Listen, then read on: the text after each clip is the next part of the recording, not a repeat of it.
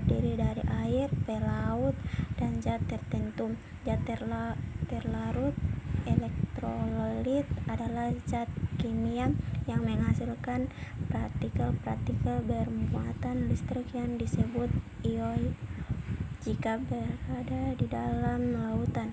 Proses fisiologi di dalam tubuh dapat terjadi bahkan kemampuan kita untuk bertahan hidup sangat dari cairan yang terdapat dalam tubuh kita. Oleh karena itu, terdapat berbagai mekanisme yang berfungsi untuk mengatur volume dan komposisi cairan tubuh agar tetap dalam keadaan seimbang atau disebut juga dalam keadaan homeostatis.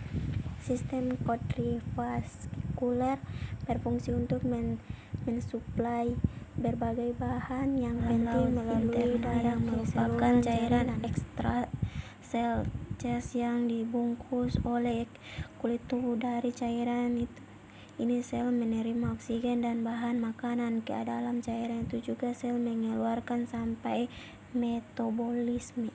Proses fisiologi di dalam tubuh dapat dikatakan kemampuan kita untuk bertahan hidup sangat tergantung dari cairan yang terdapat dalam tubuh kita. Oleh karena itu, terdapat berbagai mekanisme yang berfungsi untuk mengatur volume dan komposisi cairan tubuh agar tetap dalam keadaan seimbang atau disebut juga dalam keadaan homeostatis.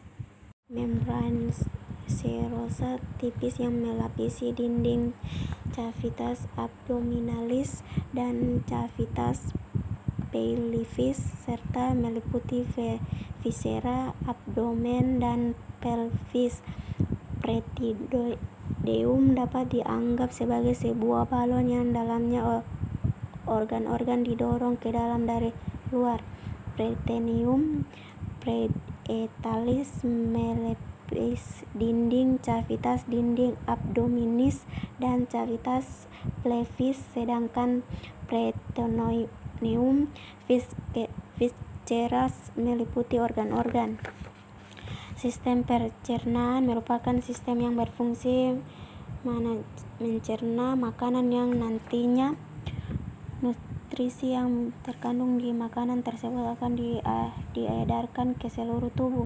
Organ yang termasuk ke dalam sistem pencernaan adalah mulut, faring, esofagus, lambung, usus besar dan usus kecil. Untuk organ tambahan yaitu hati, kandungan kemia, dan pankreas, masing-masing terjadi pencernaan mekanik yang mencerna bagian makanan menjadi partikel kecil yang nantinya akan dibawa ke lambung melalui faring dan esofagus. Di dalam lambung akan berbentuk bolus, akan dicerna kembali, kemudian terjadi absorpsi di sepanjang saluran pencernaan. Merupakan lipatan peritoneum berlapir ganda yang merupakan viscera padat ke dinding abdomen. Sebagai contoh, hepar dihubungkan ke diafragma oleh ligamentum falciforme, ligamentum coronarium, dan peritoneum berlapir ganda yang merupakan viscera padat ke dinding abdomen. Sebagai contoh, hepar dihubungkan ke diafragma oleh ligamentum falciforme, ligamentum coronarium, dan ligamentum triangular dextrum, dan ligamentum gaster dengan organ-organ berongga lainnya.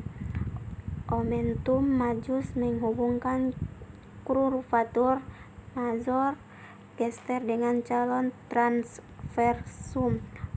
Omentum minus mengutamakan curvatur minor gaster dari visceral ligamen venosi dan porta hepatis pada permukaan bawah hepar. Omentum gastrocnemic vakum menghubungkan klaster dengan hilum Lyanell.